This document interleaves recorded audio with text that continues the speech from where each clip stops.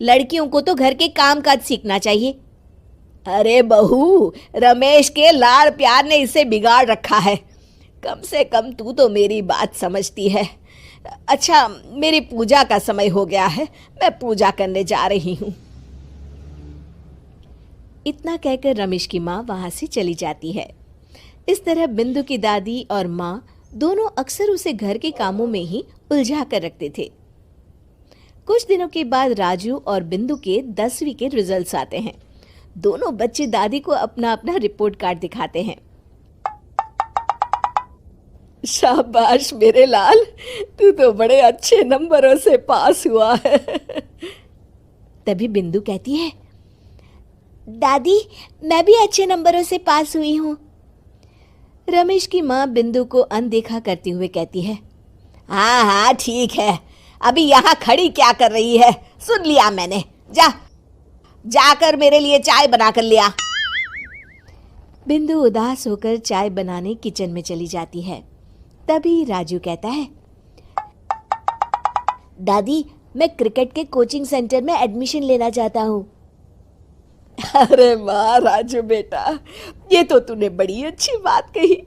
तू कल ही अपना एडमिशन करा ले, जितनी भी फीस होगी मैं दे दूंगी। अरे एक दिन मेरा पोता विराट कोहली बनेगा। इस तरह अक्सर रमेश की माँ अपनी पोती बिंदु के साथ दुर्व्यवहार करती थी।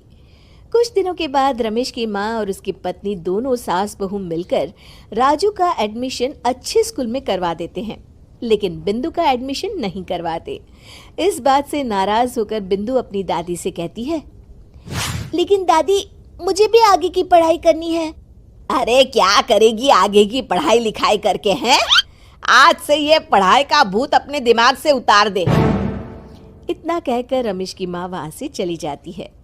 उस दिन के बाद से बिंदु की पढ़ाई हमेशा के लिए छूट जाती है और उसकी दादी उससे घर के सारे काम करवाना शुरू कर देती है।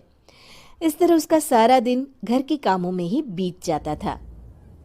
कुछ दिन बीत जाते हैं और एक दिन रमेश छुट्टियों पर घर आता है।